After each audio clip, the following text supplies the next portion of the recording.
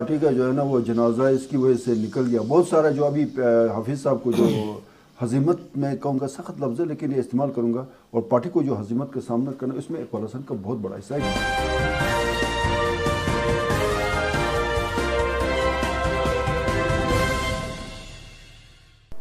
अस्सलाम वालेकुम नाज़रीन, प्रोग्राम इलेक्शन सेल में मैं हूं आपका होस्ट शब्बीर मीर। नाज़रीन, गिलगित बल्तिस्तान में हम हल्का वाइज इलेक्शन के हवाले से हल्का वाइज तजिया पेश करते रहे हैं। आज हमारा तजिया होगा बल्तिस्तान डिवीज़न में हल्का 11 और 12 के ऊपर, और ये पड़ता है शिगर और खरमन ज़िला। मेरे साथ पैनल में सीनियर सहाफ़ी ईमान शाह और इम्तियाज़ ताज मौजूद हैं। ताज साहब और शाह साहब, आपका बहुत शुक्रिया। पहले मेरे ख्याल में 11 पे आते हैं। ईमान शाह साहब, 11 की ज़रा सूरत हाल बताएं ना पहले। सर, ये जो 11 की सूरत हाल है कि बेसिकली ये खरमन का हल्का है, खरमन ज़िला है, और इकबाल हसन जीता। मिनिस्टर प्लानिंग रहा 5 साल, मंजराम से गायब हो चुके हैं, और PMLN का टिकट वहाँ पे इंजीनियर शब्बीर नाम का कोई बंदा है जिसको कम से कम मैं तो नहीं जानता। ये कहाँ गए हैं? PTI में गए हैं इकबाल हसन? नहीं, अभी वो PTI में बहुत सारी इनकी कोशिशें हो गई लेकिन नाकामी हुई है। वो आपको पता है, वो फिर ये जो PMLN के लिए एक बहुत बड़ा एक इसको हम धचका कह सकते हैं इकबाल हसन की वजह से। मुझे नहीं पता इसमें वो मुलविस नहीं रहा होगा, लेकिन वो जो रिपोर्ट आई शबीर साहम वाली, इस सेक्स स्कैंडल जिसको उर्फ आम में कहा जाता है, इस पर बहुत डिबेट हुई, और उस पर हाफिज़ साहब ने कहा जी मैं बड़ा इस पर मतलब मैं किसी को नहीं छोड़ूंगा जो भी कुछ हो, लेकिन सारे छूट गए। शबीर साहब भी आराम से बैठा हुआ, इकबाल हसन ने भी अपनी वो बस पर्दा जाने की क्या वजह थी? ये इनके ये नून लीग का टिकट क्यों नहीं लिया इन्होंने?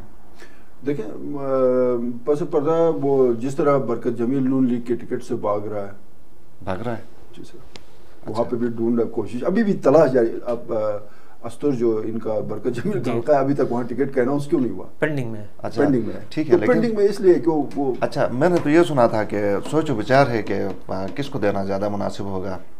सबसे मुनासिब तो बरकत जमील ही था, लेकिन चूंकि वो कोशिश कर रहा है कि मैं किसी तरह से, और वो जो है ना लोगों को भी कह रहा है यार कोशिश करो, मुझे कहें कि इसकी बिल्कुल मकबूलियत नहीं अभी तक। तो एनीवे, इकबाल हसन जो है ना वो राह फरार इख्तियार कर चुका है। इनके साथ कौन है कंपटीटर तहरीक इंसाफ की तरफ से? देखें, तहरीक इंसाफ की तरफ से तो बहुत ज़बरदस्त कैंडिडेट है।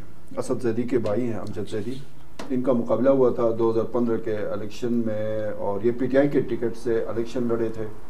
अमजद जैदी ने 4985 वोट लिए थे, और इकबाल हसन जो जीते थे उन्होंने 5165, तो 100-150 वोटों का डिफरेंस रहा। और बड़े मतलब ज़बरदस्त कैंडिडेट हैं, और इनकी पोजीशन बहुत मजबूत है। पीपल्स पार्टी की तरफ से कौन है? पीपल्स पार्टी की तरफ से अभी तक कोई काबिल जिक्र जिस तरह PMLN है इसी तरह वहाँ पे पीपल्स पार्टी है। सही। ताज साहब, ये क्या कोई वन साइडेड मुकाबला होने जा रहा है वहाँ पे? ये जो नाम आ रहे हैं इसके हिसाब से तो लगता है कि खरमन के हल्के में। जी, खरमन के हल्के में, खरमन ज़िले में, वहाँ पे चूँकि पहले जो जीता था इकबाल हसन, वो उसकी ज़ाती पोजीशन तो इतनी बड़ी नहीं है, सियासी बड़ा फिगर भी नहीं था। लेकिन आगा मोहम्मद अली शाह जो पहले पीपल्स पार्टी में था, उन्होंने पीपल्स पार्टी से रिज़ाइन करके मुस्लिम लीग नून में शामिल हुआ था। आगा मोहम्मद अली शाह जी, तो जिसको उर्फ आम में आगा फोकर भी जी आगा फोकर के, तो उन्होंने इकबाल हसन का खुल के उन्होंने जो है उसका सपोर्ट किया था, जिसकी वजह से इकबाल हसन वहाँ पे जो है कामयाब हुआ था। अगर आगा मोहम्मद अली शाह सपोर्ट नहीं करता तो इकबाल हसन के जीतने के कोई इम्कान वहाँ पे नहीं थे। तो अभी वहाँ पे ये दोनों तकसीम है, इकबाल हसन और आगा मोहम्मद अली शाह।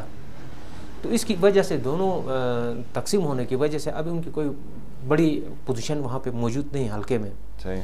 तो सुनने में ये है कि आगा मोहम्मद अली शाह अपने बेटे को वहाँ से जो है इलेक्शन में उन्होंने लाया है, तो अब वो कोशिश भी कर रहा है कि उसको किसी बड़े पार्टी के ज़रिए जो है एतमाद दिलवाएं और उनके ज़रिए इलेक्शन करवाएं, इलेक्शन कंटेस्ट करवाएं। तो मेरे ख्याल में पीपल्स पार्टी जो है उनके साथ राबिते में है। अच्छा। लेकिन पीपल्स पार्टी का अपना कैंडिडेट सयाम साहब है वहाँ पे, वो उससे दस्तबरदार होने के लिए तैयार नहीं है। अच्छा। तो अगर वो इस तरह अगर अगर मोहम्मद अली शाह के बेटे को लाते हैं तो पार्टी में बगावत का खदशा भी है, लेकिन पार्टी फिर भी कोशिश कर रही है वहाँ पे उसको लाने के लिए। लेकिन वहाँ पे इस वक्त जो सूरत-हाल हमने वहाँ पे जानने की कोशिश की या समझने की कोशिश की, इसका उसके मुताबिक नियाज़ अली सयाम है पीपल्स पार्टी वाले। जी बिल्कुल। तो पिछले इलेक्शन में उन्होंने 9 वोट लिए, 9 वोट लिए, लेकिन ये दस्तबरदार हो गए थे। अच्छा। तो उन्होंने पिछली दफ़ा, ये जो नियाज़ साहब हैं पीपल्स पार्टी के, इस दफ़ा जो कैंडिडेट हैं, वो पिछली दफ़ा बगैर पार्टी को एतमाद में लिए बगैर वो दस्तबरदार हो गए थे। ठीक। तो पार्टी की तरफ से उसके खिलाफ कार्रवाई भी हुई थी, लेकिन अभी दोबारा उनको टिकट दिया गया, लेकिन वो काबिल ज़िक्र नहीं है। लेकिन वहाँ पे जो हल्के में जो पोजीशन है इस वक्त, वो पीटीआई के कैंडिडेट की है, अमजद जैदी साहब की, क्योंकि आगा मोहम्मद रिशा का ग्रुप डॉक्टर अकबाल हसन और इनके बीच जो है तकसीम हो चुका है, इस वजह से उसकी पोजीशन अब नुमायाँ हो रही है। सही। और इनके जो अलायंस के कोई इस तरह के चांसेस भी बज़ाहिर अगर मोहम्मद रिशा कोशिश कर रहा है मेरे ख्याल में, तो पीपल्स पार्टी की भी ख्वाहिश है कि उनको बेटे को लाए जाएँ, अपने लोगों को मनवा कर उनको टिकट दे दें, लेकिन अभी इस तरह की सूरत हाल नहीं बन रही है। अच्छा, सही। शाह साहब, कोई और ख़ास बात है इस हल्का 11 खरमंग के हवाले से आपके नॉलेज में?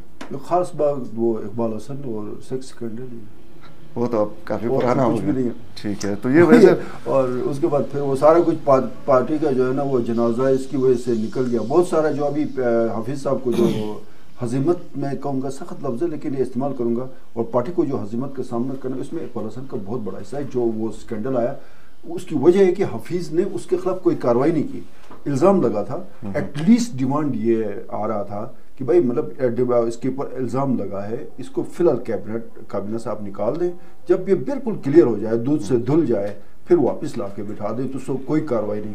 तो उस वजह से जो है ना वो बहुत ज़्यादा, तो ये ख़ास बात यही नज़र आ रही है। ये फिर 5 साल पूरे इन्होंने किए ना, माशाल्लाह।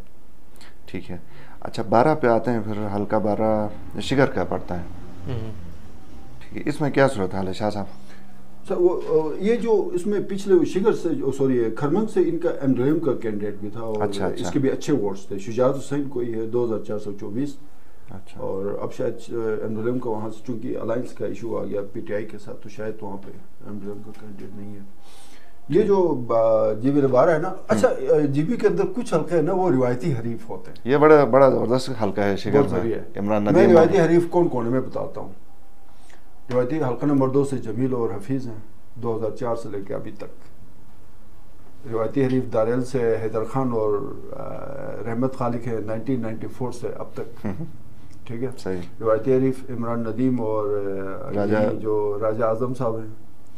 तो कुछ हल्के बड़े इंटरेस्टिंग होते हैं। फिर रिवायती हरीफ ऑलमोस्ट किसी हद तक आप कह सकते हैं मीर मुजफ्फर और वज़ीर बिक्र है, अब दोनों आउट हो चुके हैं प्रोसेस से। मीर और एंटी मीर, मीर और एंटी मीर का वो आ गया। फिर रिवायती हरीफ तो नहीं कह सकते, लेकिन पार्टी बेस पे कह सकते हैं कि नगर हल्का 4 में आईटीपी और पीपल्स पार्टी। लेकिन कमाल वहाँ पे यह है कि कैंडिडेट्स चेंज होते रहते हैं। ठीक है, तो ये भी रिवायती हरीफ है। ये जो आप इसका रिजल्ट देख लें, राजा आजम वहाँ पे हार गए, पीएमएलएन के कैंडिडेट थे 2015 में, 2009 में जीते थे, 2015 में पीएमएलएन हालांकि वफाक में हुकूमत थी। हाँ बिल्कुल, वो हार गए। उन्होंने 9,930 और इसके इमरान नदीम जीते थे 10,422। सो डिफरेंस भी जो है ना तकरीबन 450 का आ रहा है इनका। लेकिन इमरान नदीम को क्रेडिट इस बात का जाता है कि एक तो वो मरकज़ में बड़ा ज़बरदस्त वो शिगर अलग ज़िला बना था, फिर मरकज़ में पीएमएलएन की हुकूमत भी थी, उसके बावजूद इसने जो है ना उसके राजा आज़म साहब को हराया। और दूसरी ख़ास बात ये थी कि पीपल्स पार्टी का अकलौता कैंडिडेट जो जीता, जिस तरह पीटीआई का अकलौता कैंडिडेट राजा जहांजेब कहलाया आखिर तक, और इसी बेस पे राजा जहांजेब को टिकट मिला। उन्होंने कहा यार मतलब 110% हार रहा, लेकिन वाहिद कैंडिडेट था जिसने पूरे 5 साल असेंबली के अंदर पीटीआई की नुमाइंदगी की। सो हम इसको नेगलेक्ट नहीं कर सकते। सो ये 2-3 खुसूसियात इसमें आपको इसमें एक बड़ी खूबी ये भी है ना कि इमरान नदीम अभी तक पाकिस्तान पीपल्स पार्टी के साथ जुड़े हुए हैं, जबकि राजा आज़म इसकी ग्रूमिंग उधर से राजा आज़म कौन सी पार्टी है? इस्लामी तहरीक पाकिस्तान के लिए, या उससे पहले तहरीक जाफरिया बैन हो गई बाद में। तो ग्रूमिंग इनकी जो तरबियत हुई है ना वो बेसिकली मजहबी उस प्लेटफॉर्म से हुई है। लेकिन अभी तक उसके बाद जब इसने 2009 में गालिबन ये पीपल्स पार्टी के टिकट पर इलेक्शन लड़े जी, 9 में तो वो आए थे, उससे पहले उसके बाद जो है वो ये पीपल्स पार्टी के साथ ही पीपल्स पार्टी के साथ राजा आजम के साथ नून लीग से फिर अब पीटीआई में आ गए हैं। उससे पहले ये किसी राजा आजम 2009 में एमक्यूएम के टिकट जीते थे, फिर मिनिस्टर रहे। इस दफा पीएसपी का शायद वो आजम साहब ने भी वो पार्टियों का जो है ना सब का मजा चख लिया। ताज साहब, आपके ख्याल में दोनों में किस तरह का कंटेस्ट होगा इस दफा? देखिए, जैसा कि शाह साहब ने कहा कि 400 वोट का डिफरेंस रहा पिछले इंतखाबात में। हालांकि इसमें जो इस वक्त एक और कैंडिडेट है ताहिर शिगरी, मुस्लिम लीग नून की तरफ से, ताहिर शिगरी और राजा आजम जो है ये एक साथ थे तो नून लीग के प्लेटफॉर्म से। तो ताहिर शिगरी ने भी कोशिश की थी पिछली दफ़ा कि उसको टिकट मिल जाए, लेकिन पार्टी ने जो है राजा आजम को वो टिकट दिया तो ताहिर शिगरी ने उसकी खुल के हिमायत की थी, उसे कैंपेन भी चलाया था। तो उसके बावजूद राजा आजम साहब नहीं जीते हैं, तो अभी तो वो दोनों तकसीम हैं। तो फिर मजीद ताहिर शिगरी को पीएमएलएन का टिकट मिला है, तो ये दोनों जो हलीफ थे अब वो हरीफ हो चुके हैं। तो इसलिए राजा आजम को तो बड़ा एडवांटेज मिल रहा है मजीद। तो सुनने में ये भी आ रहा है कि एक और आज़ाद उम्मीदवार है, उसका ताल्लुक भी राजा आजम साहब के जो है उस तहसील से है। अगर वो भी बरकरार रहते हैं इलेक्शन के दिन तक, तो मेरे ख्याल में राजा आजम की पोजीशन तो मजीद ख़राब होगी। तो इससे लगता है कि इमरान नदीम जो है यहाँ से आसानी से जीतेगा। तो एक तो ये बताएं कि आईटीपी और एमडब्ल्यूएम की तरफ से कोई कैंडिडेट इसमें नहीं है? कोई आजाद तो खैर इसमें है, लेकिन उनका इतना ज्यादा वो नहीं है काबिल जिक्र। अच्छा, दूसरी बात इसमें बेसिकली हुआ था ना कि ये मेरे ख्याल में सबसे कम कैंडिडेट्स ने कॉन्टेस्ट किया था वहाँ पे, टोटल 4 कैंडिडेट्स थे। अच्छा। और उसमें से 3 जो कैंडिडेट्स थे वो बाज़ाब्ता तौर पे वो किसी पार्टियों से उनका जो है ना वो था पीएमएलएन की तरफ से राजा आजम, पीपल्स पार्टी इमरान नदीम और एमडब्ल्यूएम की तरफ से फिदाली साहब थे जिन्होंने 2183 वोट लिए थे।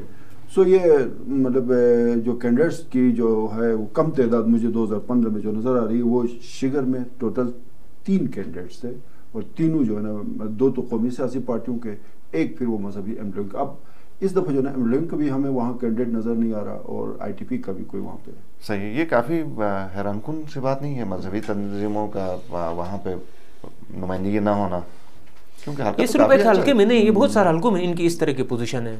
वहाँ पे मसलन आप हल्का नंबर 3 में मज़हबी पोजीशन कहाँ आएंगे? गिलगित के हल्का 1-3 की आप बात करें तो हालांकि अगर देखा जाए वहाँ के आबादी के हिसाब से और वहाँ के लोगों के माजी के जो इंतखाबात हुए हैं उसकी हिस्ट्री आप देखें तो वहाँ पे तहरीक जाफरी जीती थी। डॉक्टर अकबाल तहरीक जाफरी से जीता था पहले दफ़ा, लेकिन इस मरतबा जो है वहाँ पे सूरत हाल अभी तेज़ी से वो जो तब्दील हो रही है, उसके बाद जो है मज़हबी जमातें बहुत पीछे चली गई हैं। अब चूँकि उनका ज़्यादातर लोगों का ये है कि वो ये सोचते हैं कि ऐसी जमात को वोट दे दें जो वफाक में जिसका असर रसूख हो और जो इस बड़े पैमाने पर ताल्लुक़ रखता हो, ताकि इस बड़े ताल्लुक़ की वजह से लोगों को कोई फ़ायदा मिले, कोई वज़ीर बन जाए, कोई मुशीर बन जाए तो लोगों के मसाइल हल होंगे। लेकिन ये जो मज़हबी जमातों के लोग हैं उनका तो कहीं पे कोई गारंटी नहीं है कि वज़ीर बन जाए, मुशीर बन जाए।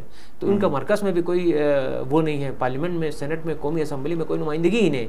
इसलिए लोग इन पर ज़्यादा एतमाद नहीं करते हैं। लोग उनको देखते हैं कि किन का कौन जो है ज़्यादा बासर उनके लिए साबित और मुफीद साबित हो सकता है, तो लोग अपने मसाइल के तनाज़ुर में देखते हैं। एक और जो मुझे चीज़ नज़र आ रही है 94 से लेकर अब तक के इलेक्शन में ना, जैसे जैसे आपका पॉलिटिकल प्रोसेस आगे बढ़ता चला गया ना, मजहबी जो पार्टियां हैं उनका असर रसूख अब 94 में उठा के देखें। 94 में तहरीक जाफरिया पाकिस्तान और अल्लामा साजिद नकवी साहब जब इलेक्शन कैंपेन के लिए आए थे तो एक पूरे माहौल बना हुआ था, मतलब जुर्रत नहीं होती थी किसी बंदे को कि तहरीक जाफरिया पाकिस्तान के खिलाफ कोई बात कर सके। इसी तरह जो है ना उसमें उस जमाने में सिपा साहबा बहुत मजबूत होती थी। मुझे याद है कि आजम तारिक साहब आए थे, गयूर यहाँ हल्का नंबर 1-2 से कैंडिडेट थे, तो कितना एक माहौल वो बाज़ाब्ता तौर पे हथियार लेके 20-20 गाड़ियों में आगे पीछे।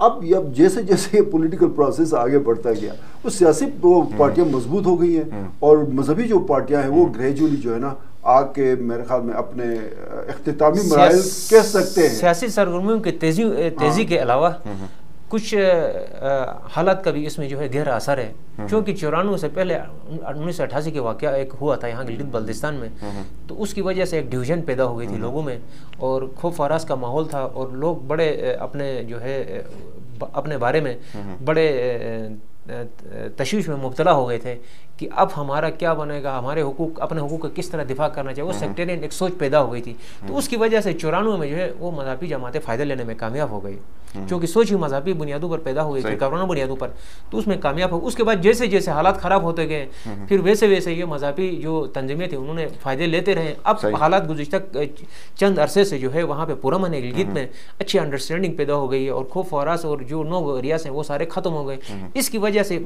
लोगों में मज़ीद सियासी सोच डेवलप हो गई, जिसकी वजह से सियासी जमातें मजबूत हो रही हैं और मजहबी जमातें कमज़ोर हो रही हैं। अच्छा, ये जो इस हल्के के हवाले से मुझे ये बताएं कि राजा आज़म आप PTI में है, तो वफाक में हुकूमत होने का कोई फ़ायदा नहीं होगा इनको?